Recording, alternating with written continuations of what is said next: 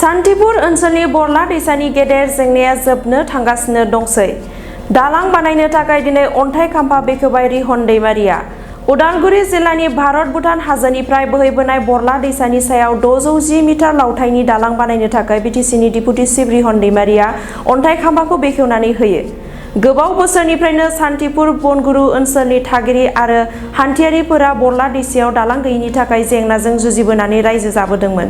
बरला दैसायाव दालां बानायनो थाखाय थांनाय 20 बोसोरनिफ्रायनो मन्त्रि आरो एमएलए बिबानाव थानाय समाव रिहन दैमारिया नाजाबोदोंमोन। थारैनो बिसायख'थिनि समाव खोथा होनाय बादिनो दिनै बिपिएफ दोलोनि खुंथाइ फैनाय लोगो लोगो बे बरला दैसायाव 610 मिटार लावथाइनि गेदेर दालांखौ लुफुंनो थाखाय दिनै बिटिसिनि लेङाइ गाहाय मावफुं सोद्रोमा रिहन दैमारिया अन्थाइ खाम्फाखौ बेखेवनानै होबाय। बिपिएफ सरकारा खोथा होनायफोरखौ लासैनो मोनफा मोनफा मावफुंलांगोन होननानै फोरमायदों।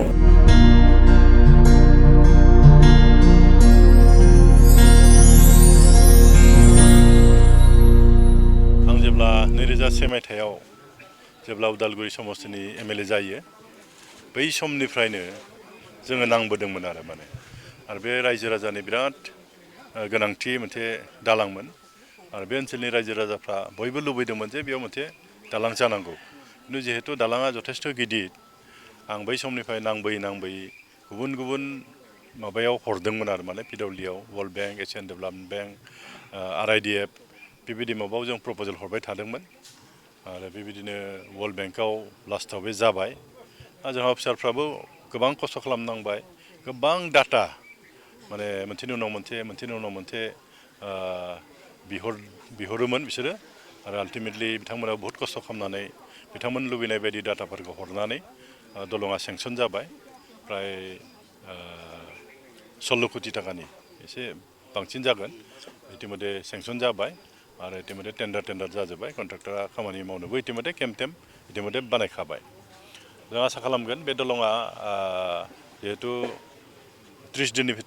30 मासनि भितराव कमप्लिट खालामनांगौ गाइडलाइन्स मथेब्ला आरो जाय कन्ट्रेक्टरा मोनदों निश्चय बेखौ खालामनो हागोन आरो दलङा कमप्लिट जायोब्ला जोंहा नैबे सान्तिपुरनिफ्राय बनगुरुं, जरापुखुरि बे ओनसोलाव जितु थांलाय फैलाय असुबिदामोन बे मोजां जासिगोन आरो आसाम माला जों इतिमধ্যে जों खोनाबाय जे मोनफ्रोमबो समस्तियावहाय मोनसे आसाम माला लामा होगोन आरो दा बेखौ आङो उदालगुरि समस्तियाव एकदम कबिरालनिफ्राय आरम्भ खालामनानै अम्बागाव सखा जानानै नैबे सान्तिपुरसिम आं बेखौ होबाय आरो बेखौ होयोब्ला मथा मथि जोंनिया सा ओनसोलाव कानेक्टिभिटिया बिराद मोजां जागोन आरो खारन बे ओनसोलनिफ्राय जोंनि उदालगुरियाव थांनो गोनां जाखायो, हस्पिटालाव थांनो गोनां जायो, कलेजाव थांनो गोनां जायो।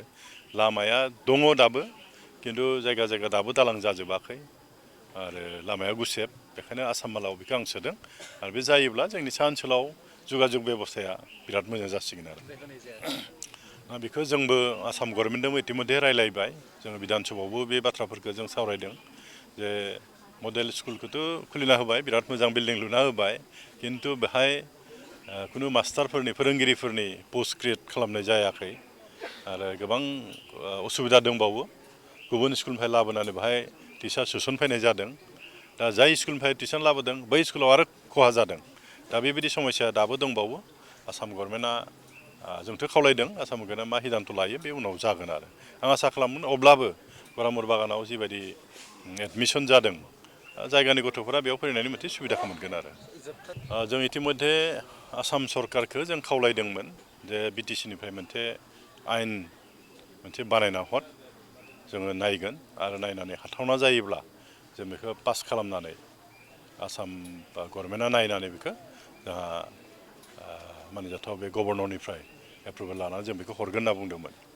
प्राय बोसोरसे जानोसै, दाबो जायाखै आरो बे बाथ्राफोरखौ लानानैनो जोंहा नै सानब्रै सिगाङावहाय दिसपुराव आसाम गभर्नमेन्ट, बिटिसि गभर्नमेन्ट, आसामनि गिबि मन्त्रि, जोंनि बिटिसिनि चिफ हाग्रामा महिलारि बिथांमोननि दैदेननायाव मोनसे जथुमा जादोंमोन आरो बाहायबो जों खावलायदों।